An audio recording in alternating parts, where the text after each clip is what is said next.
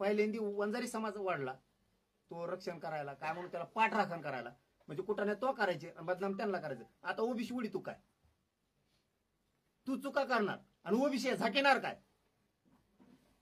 OBC समाज बी झाकेणार का? म्हणजे आम्ही तुम्हाला मग नुसतं आरक्षण मागितलं म्हणून ओबीसी समाजाला, ओबीसीच्या नेत्याला का शत्रू झालो का आम्ही? तुम्ही त्याचे पाठराखण करता म्हणलं किंवा आता त्याच्यावरचं संकट टळून जाण्यासाठी तो ओबीसीला हात वाढायला लागलाय. ओबीसी हे वागणार का आता की हो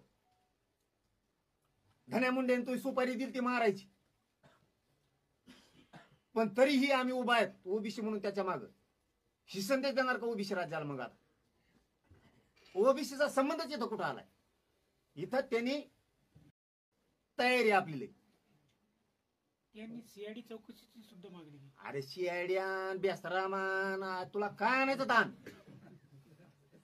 सगळ्यात भारी नार्को टेस्ट म्हणतात ना, होऊ दे.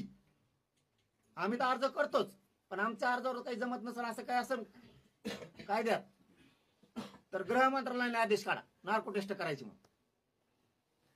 होऊ द्या. कुणाकुणाची? मग इथं होऊन द्या ना, मग होऊन द्या. चला मी जर काही केलं असेल ते म्हणतात ते तू हे लोक आहेत, नाही करत मी इतकं नीच.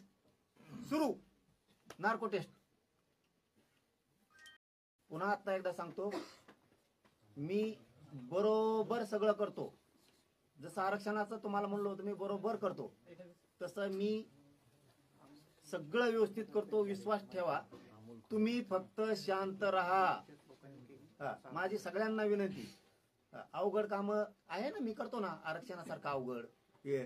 तुम्ही फक्त शांत राहा. तुम्हाला वाटत असेल शांत कवर राहायचं, मला तुम्हाला मोठं करू द्या.